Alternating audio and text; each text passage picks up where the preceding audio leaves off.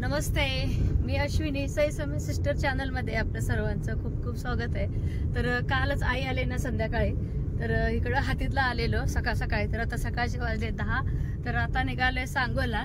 तर आईला सांगोलच्या स्टँड वरती सोडायला बरं का। तर म्हटलं चला, तर मधनच चाललोय आम्ही। थोडंसं बायपास रस्ता आहे हातीत मधला, तर कच्चा रस्ता लागलाय। तर सकाळ सकाळीच आम्ही इथं आलेलो, तर एक पाहुणे वारलेले, तर त्या पाहुण्याच्या मातीसाठी म्हणून आम्ही सगळेच आलेलो आणि त्यासाठी आई आलेली काल। आणि काल तसंही बघायला जर गेले तर ह्यांनी सोलापूरला गेलेले, तर माझ्या एका दिराच्या मुलाचं ऍडमिशन करण्यासाठी। तर येता येता त्याच गाडीमध्ये आई आलेली होती। तर दोन्ही पण काम झाले आणि मातीचं पण काम झालं। आता म्हटलं आईला सरळ घरी आणण्यापेक्षा आलेगावला थेट आपलं सांगोलच्या स्टँडवर सोडावं, म्हणजे तिस्तीला जरा जायला बरं पडेल। हा, सोपं पण पडते तुला। मी तर पहिल्यांदाच भेटले बरं राजुरी गाव। राजुरी ऐकून होते की छान मंदिर आहे बघ, हे लक्ष्मीचं मंदिर नाही। प्रत्येक गावात एक मंदिर असतेच बघ छानपैकी, मस्त मंदिर आहे। तर आईची खूप धावपळ झाली का नाही ग, आता एसटीने जायची, निवांत नीट जा, आधीच गुडघं ही दुखते ती। तर राजुरी गावात आम्ही चाललोय, तर पहिल्यांदाच ह्या गावात चालले, वाट काढत काढत आपलं शॉर्टकट चाललंय सांगोलला। पाऊस सगळीकडेच उघडले बघ का नाही वा, उघडले बरं। अगं पिकं पण पिवळे व्हायला लागले ते, आणि सूर्यप्रकाश नको का, मग गवत ऊन पाहिजेच ग, गवत हे वाढायला लागले तिला। मग काय का पेरणी आता बाजरी बिजरी। चला चालले आमच्या आई आता, तर आईला सोडायला आलं स्टँड वरती। तर स्टँड वरती बसवून एसटी, म्हणजे आम्हाला पण काय काळजी नको, हा जावा नीट व्यवस्थित मस्तपैकी। आपले पाण्याची बॉटल तेवढं वजन बिजं काय नाही, छान शुल्क।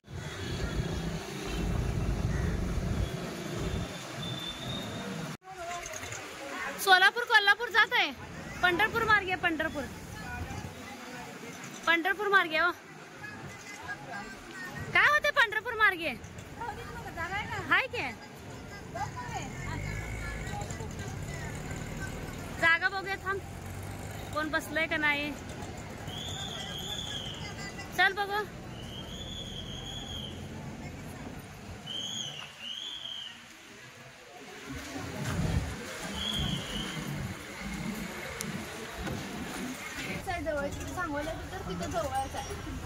मग बस होते जागा।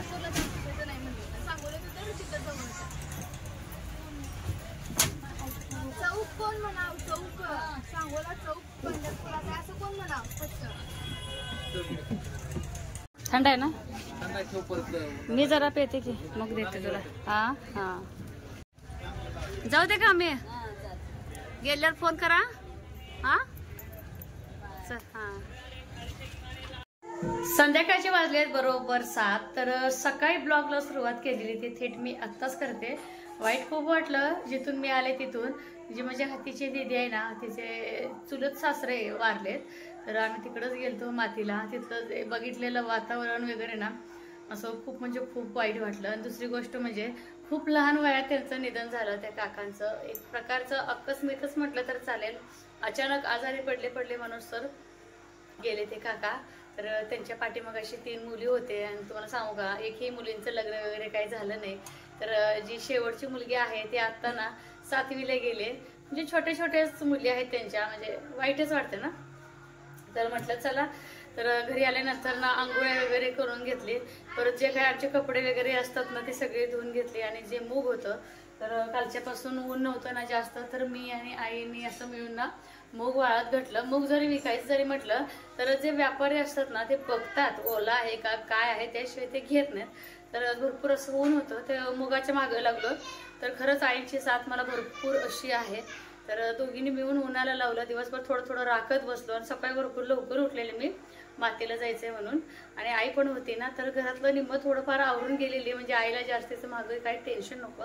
तरीही आई चपात्या बनवते म्हणल्या, एक भाजी बनवली, ती डब्याची भाजी आईने बनवली। तर आता बघा कणिक वगैरे मळून असं झाकून ठेवलंय, भाजी बनवायची आहे। तर आल्या आल्या इडलीसाठी भिजत घातलं, खूप दिवस झालं इडली वगैरे घरात काय बनवलंच नव्हतं। म्हटलं आता इडलीला वगैरे भिजवू घालावं, भिजत घाला थोडंसं उशीरच झालं, मला वाटतं दुपारचे 12 सव्वा 12 वाजले असतील। तर प्रमाण जर बोलायचं जर बोललं तर प्रमाण सांगते. तुम्ही कुठलीही वाटी घ्या, कुठलीही घ्या. जसं की बघा आपल्या घरात सगळ्यांच्या घरात लहान मोठी अशी वाटी असते. आता बघा ही वाटी आहे. तर ह्या वाटीने आपण 2-3 वाट्या जरी तांदूळ घेतलं, या वाटीने 3 वाट्या जरी तांदूळ घेतलं, बरोबर सपाट वाटीनं उडीद डाळ घ्यायचं आणि फक्त 2 ते 3 चमचे त्याच्यामध्ये मी हरभरा डाळ आणि तांदूळ असं हे 3 घालते बघा. 3 साहित्य जसं की 3 वाट्या तांदूळ असेल तर 1 वाटी बरोबर सपाट उडीद डाळ घालते आणि 2 ते 3 चमचे आपलं हरभऱ्याची डाळ मिसळते. आणि बारीक करताना मात्र बघा त्याच्यामध्ये एक चांगली ह्याच वाटीने अर्धी वाटी मी पोहे घालते. कधीही डोसे करा, आप्पे करा, इडली करा, ज्यावेळेस आपण दळतो ना त्याच वेळेस पोहे मिक्स लगेच भिजवायचे आणि आपण बारीक करताना पोहे सुद्धा बारीक करायचं. त्यामुळे काय होतं इडली मस्त फुगते. आणि दुसरी गोष्ट जी काय आपली इडली आहे ना अगदी जाळीदार होते.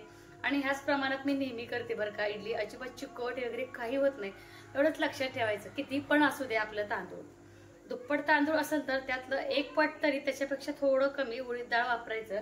तर बघा मी दाखवते भिजत घातलेलं. तर इतकं मी भिजत घातलेलं आहे तांदूळ. तर ह्याच्यावर तर जे काय पाणी आले ते पाणी मी सगळं काढून घेणार. आणखीन एकदा एकदम स्वच्छ पाण्याने धुवून घेते तांदूळ, मगच बारीक करते. आई बरोबर सईपर्यंत मालिका बघणं चालू आहे. तर आई 1-2च तेवढं मालिका बघतात, अगदी आठवणीनं बघतात, इतकी त्यांना आवड आहे बरं का. तर म्हणलं चला आता स्वयंपाकाला पण लागावं. आणि जे काही ते वातावरण बघून ते डोक्यातलं आणखीन काही गेलं नाही. आता ह्याने आलेत मळ्यात ना, सकाळ सकाळी खूप घाई होते नारळ वगैरे सोलून फोडून घ्यायचं म्हटलं तर.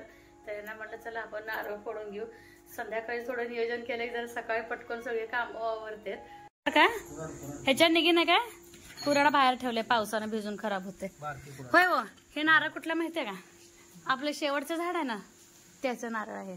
मनाने खाली पडले, चांगलं आहे. ह्या नारळापेक्षा चांगलं आहे हे बघा. तर ही नारळ आहे ना, हे देशी नारळ आहे बघा. हे देशी नारळ आहे, पण ह्याची जात का माहित नाही. ही नारळ ह्या झाडाचा आहे. तर आईने लावलेलं जेव्हा हे घर नवीन बांधलं होतं त्यावेळेस. तर हे ह्याचं आहे आणि हे दुसऱ्या नारळाचं आहे. कुराड आणून देऊ ह्यांना. तर हे नारळ ठेवते इथं. पाऊस पडू नका असं गंजा लागलाय, त्यामुळे तिथं नेऊन ठेवलंय सावकाश. काय करणार आहे कोराड पुसते का? कुठे चावला आहे? कुठं बघू बघ असं करून बघ ना. मला तर लय चावलं झाडात ना झाडताना. पाणी प्यायचा. पेपर कसा गेला बाईला माझ्या? Very good. सकाळी भांडणं केली आई नव्हती तेव्हा? आई मातीला गेल्यावर भांडली काय? दीदी तू डबे वगैरे स्वतः भरले का आजीला भरायला लावले? होय. आजीची भाजी कशी होती घेवड्याची का? आई मच्छर चावले काय? हा जा वरती काहीतरी एक शर्ट घाल जा. थंडी पण वाजत नाही शर्ट घाल. हा काकी वेळ. आणि हे जे केसराचं वर्ष आहे ना, तर आहे ना जुने माणसं बघा. आता एक आपलं बाथरूम मध्ये आपण वगैरे ते छोटं छोटं आपलं मऊवाला स्पंज वगैरे घेतो घासायला. तर आमच्या आई अजून सुद्धा ना, तर हात पाय वगैरे ते घासायला जरा जेव्हा आपण डोक्यावर नांगो करतो का, स्वच्छ आधी हे धुतात आई ह्याच्यावरचं जे काय आहे बरं का. तर हे थोडं थोडं निघत असते की घाल हे काढतात आणि साबण लावायचं आणि आईचं असं घासायचं, स्वच्छ निघते. तुम्हाला आई लहानपणी घासलंय केसर कधी? अजून मी घासते आई, अजून पण आई घासते. मला घासते, मला पण घासते, बरला घासते. आई मला सुद्धा आंघोळ घालतात. जसं की बघा डोकं वगैरे धुवायचं असेल दिवाळीत वगैरे थोडा की एवढं बास होते का मग पाणी केवढा अंदाज? हा नाही म्हणून ते घ्यायचं टाका. तर आई मला पण आंघोळ घालतात बरं का डोक्यावर. तेव्हा आई मला पण पाठ वगैरे घासताना हात पाय घासताना ते असं केसरं घेतात बरं का. आणि तर खरंच छान निघते पूर्ण मान पाठ वगैरे. आणि आपण मळ्यात जेव्हा येतो ना त्यावेळेस आपले पाय वगैरे चिकट झाले असते ते निघते. तर मला सांगा अजून हे जुन्या पद्धतीचं जे काय आपलं आहे हे हात पाय घासायचं, तर हे कोण कोण वापरते मला सांगा. आम्ही तर वापरतो बघा. त्या झाडाचा नारळ आहे जवळ की खूप पाणी किती आहे? शुद्ध पाणी घाण नाही काय नाही. बाबांनी ते टेक्निकनं फोडले हो. मला याचं खोबरं बघायचंय हो. जाड आहे का अजून खायचंय? वाव हा असंच जाड पाहिजे बघा. हे पाणी बाजूला गेला ना. तू चिरणार आहे परे येईल का तुला? मला असं हे फोडून द्या की मी असं सुरीना काढते. खा गोड आहे कसं आहे आई. त्या झाडाचं पहिलं नारळ, त्या झाडाचं नारळ, त्या झाडाचं नारळ खोबरेचा. हा तुम्हाला ही त्या नारळाचं केसर मऊ आहे, मऊ कठीण नाही. परे खाऊन बघा मग आई गोड आहे कसं आहे. गोड आहे. अजून एक फोडताय का मग आईला पण पाणी प्यायला मोठा आहे नारळ. मऊ पण आहे त्यामुळे आजी वापरते. पण तू पण खाऊन बघ की खोबरं कसं आहे साईबाई. हे बघ काम करायला लागले. परीला मच्छर चावले म्हणून घालून आले आपल्या साईबाईचं कोट. पाणी किती गोड असेल. आई हेच ते आजीला दाखव बघू जाड आहे का कसं आहे. ह्या नारासारखा त्या नारासारखा फरक बघू. खाऊ घे क्या हा का आपल्या ह्या नारासारखा आहे कसं आहे. वेगळा विचार वेगळा आहे ना. खोकला नारळ खोक ओ असं करा घ्या आहे ना दवाखान्यात गावात.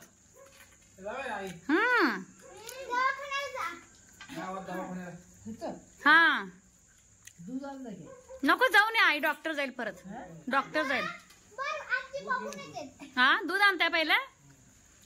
ए साईबाई तुझ्या गोड पे आजीला गोड दे परला गोड दे. आजीला दे तोपर्यंत. प्रसाद प्रसाद प्याव आई.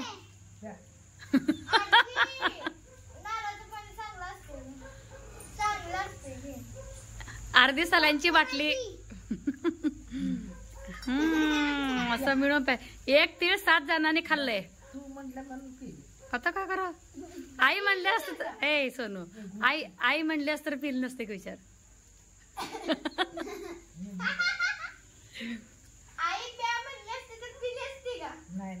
का हो आई किती प्रेम करते की मी. बघ किती फरक जाणवत आहे बघ लगेच.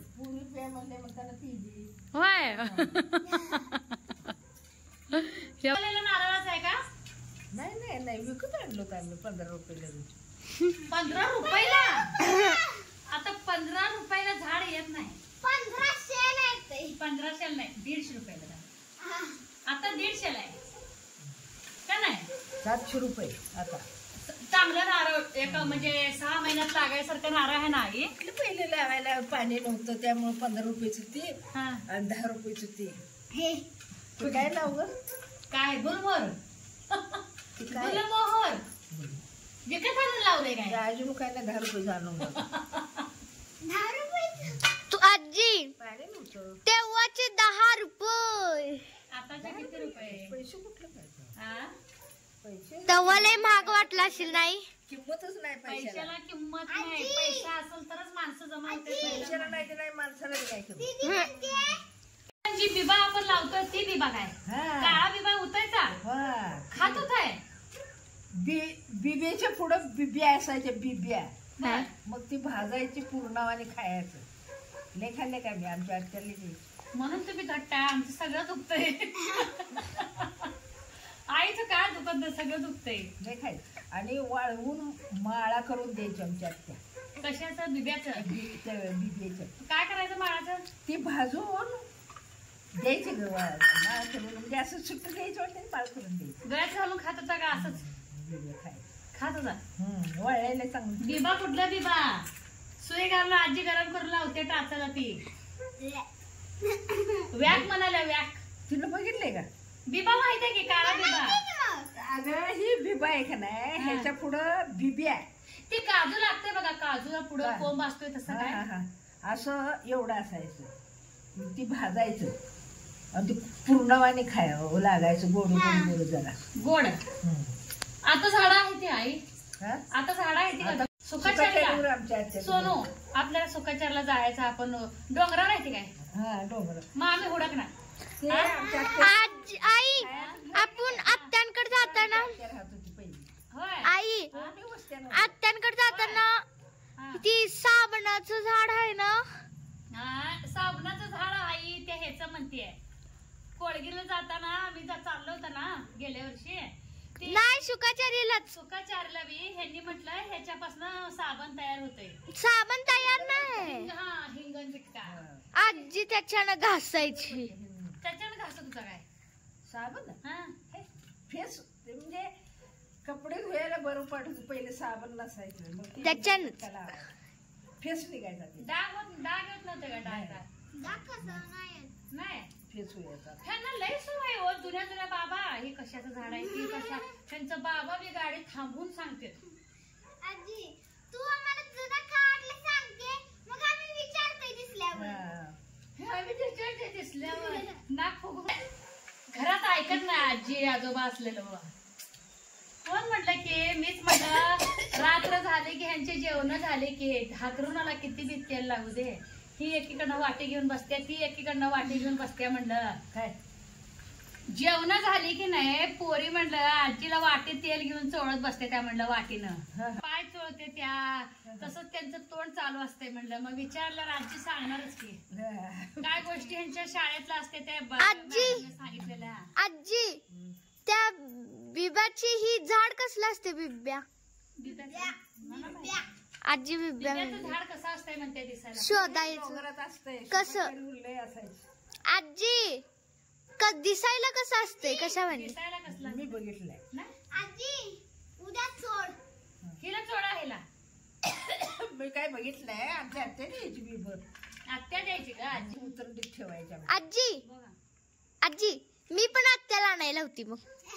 अगं बाई आजीची आत्या कळालं की ही ना हिची आत्या आणायला होती म्हणजे. मला कळालं की आजीची आत्या आजीला द्यायची म्हणून मी पण आत्याला म्हणती. चला 7:30 वाजले स्वयंपाकाची तयारी करायची आहे. आता डोंगरावर इतकी ते छाया सासू वारल्यावर गेली तुम्ही. तिथं किती घर झाले का आमच्या आत्या एकटी राहते. पहिलं नव्हती ना झोपडी घालून राहायचे. आई ते डोंगरात जंगलातली प्राणी येत असतील की हो. प्राणी येत असतील की मग डोंगर कसलं डोंगर आहे. आम्हाला भीती वाटत होती कोणी परी. लय गरीब परिस्थिती. परी भ्यायला लागली बाबा. गाडीत पेट्रोल तर भरपूर आहे ना. पुन्हा पाऊस आलता उडकलो. आजच्या वेळी छोट्या गाडीवर गेलतो ना अचानक पाऊस सुरू झाला म्हणून ते थांबलो. गुगलला विचारलं. हा गुगलला विचारलं आम्ही जात होतो आजी. त्याच रस्त्यावर वर जाते त्याच रस्त्यावर गोल फिरायला लागलो. काय घर नाही काहीच नाही. त्यावेळेस आपल्याला सुकाचार्याचा पत्ता माहिती नव्हता. आता कसं पण जाऊ शकतोय. जवळ 50 किलोमीटरचं अंतर पार करायला आम्हाला किती काय 100 किलोमीटर फिरलो असेल. पोरला चिंता वाटायला बाबा आता पेट्रोल संपलं तर डोंगरात काय खरं नाही. अवघड आहे. तर पहिले ना बघा इतकं असं खोबरं आपलं चिरलंय. निम्म खाऊन फस्त झाले निम्म आहे अजून खायच लागले ते. हा चला तर इथेच मी व्हिडिओचा आपला एंड करणार आहे. गावात नाही दूध आणून दिलं. दूध ठेवले तापायला आणि 8 वाजत आलेत. गप्पा मारत आणि कधीतरी गप्पा मारलाच पाहिजे बरं का. तर असं एकत्र गप्पा मारल्यामुळं ना एकमेकांच्या मध्ये प्रेम वाढतं बरं का. खास करून म्हणजे आता बॉन्डिंग बघा आजी नातीचं 1 नंबर असं बॉन्डिंग आहे. सासू सुनेचं म्हणा तर एकत्र बसून बोलणं गरजेचं आहे. आजची पिढी कशी करते कामापुरतं सासूला बोलणं कामापुरतंच आपल्या म्हणजे जे काही घरातले आहेत लोक त्यांच्याशी बोलणं असं न करता कधी कधी ना थोडंसं काम बाजूला ठेवून असं रिलॅक्स बोलायचं छान वाटते बरं का. म्हणजे असं एक आपलेपणा त्याच्यामध्ये जाणवतो. मला तर खूप जाणवतं. तर स्वयंपाक करून घ्यायचंय. इडलीचं हे सगळं बारीक करून घ्यायचंय. खोबरं तर आपलं चिरून झालं. खाता खाता चिरता चिरता निम्म फस्त झालेला आहे. आणि विचारलं सगळ्यांना काय पाहिजे काय नाही जेवायला. तर सईबाईने सांगितले तिला एकदम ग्रेव्हीवाला वांग खूप आवडतं. तर माझ्या एका चुलत सासूबाईने अगदी ताजे असे वांगे दिलेले आहेत. तर तुम्ही म्हणताना बरं तुम्हाला कारलं देतात डबू मिरची देत आहेत वांगे देत आहेत. तर आम्ही काय करतो त्याच्यामुळे जे आहे त्याला आम्ही देत घेत राहत असतो. आणि त्यातच एक खरी मजा आहे. तेच ताज्या वांग्याची मस्त मी सरभरीत असं ग्रेव्हीवाली भाजी बनवणार. गरम गरम चपाती पटकन करायचं आणि खायला घ्यायचं. जेवण झाली की भांडे घासायच्या अगोदर इडलीचं पण पूर्ण मला दळून ठेवायचं आहे. तर चला इथेच आपल्या व्हिडिओचं मी एंड करणार आहे. कसा वाटलं आमचं छोटासा आजचा व्लॉग नक्की कमेंट बॉक्समध्ये सांगा. Bye good night.